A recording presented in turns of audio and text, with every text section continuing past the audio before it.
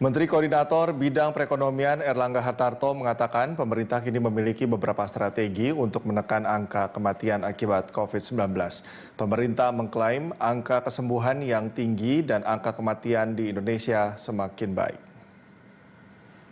Menko Perekonomian Erlangga Hartarto menyatakan strategi pemerintah menekan angka kematian antara lain peningkatan kapasitas rumah sakit, penyediaan tempat isolasi mandiri, berupa penyediaan hotel bagi orang tanpa gejala, dan standarisasi keperawatan serta perlindungan bagi kelompok rentan terpapar COVID-19.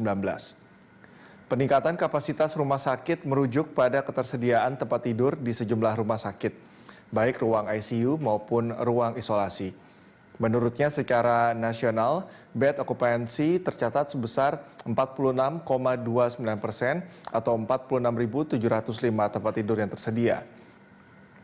Sedangkan keterpakaian tempat tidur saat ini telah mencapai 21.619. Ini secara nasional bed occupancy rate-nya itu adalah 46,29%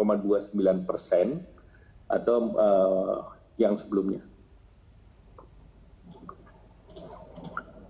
Nah, bed occupancy rate-nya sebesar sebelumnya, yang atas. Nah, ini ya, secara nasional 46.705, yang dipakai adalah 21.619.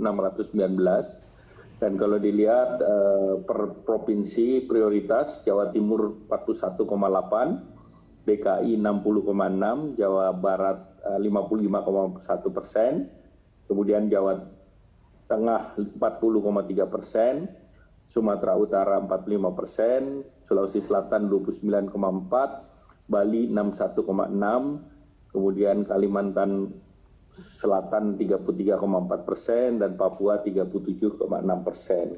Dan ini tentunya ini memberikan secara nasional ini di bawah daripada standar WHO yang 60%. Nah, kemudian pemerintah juga mendorong agar ada strategi terkait dengan pengurangan angka kematian, antara lain tentu peningkatan daripada kapasitas rumah sakit, kemudian penyiapan fasilitas isolasi mandiri di Wisma Atlet dan hotel untuk OTG, dan kemudian pemisahan kelompok komorbid, kemudian perlindungan terhadap kelompok yang rentan, kemudian juga menolong bagi pasien yang harus segera mendapatkan pertolongan, tidak menunggu kondisi gejala berat dan kritis, kemudian juga dilakukan standarisasi perawatan dan rujukan COVID-19, dan dari pertemuan dengan para Ikatan Dokter Indonesia dan kelompok profesi, perlindungan terhadap tenaga kesehatan ditingkatkan, dan Bapak Presiden mengarahkan baik di rumah sakit dilakukan audit dari Kementerian Kesehatan agar menjaga keselamatan daripada tenaga kesehatan, dan juga PCR memang yang disiapkan untuk tenaga kesehatan.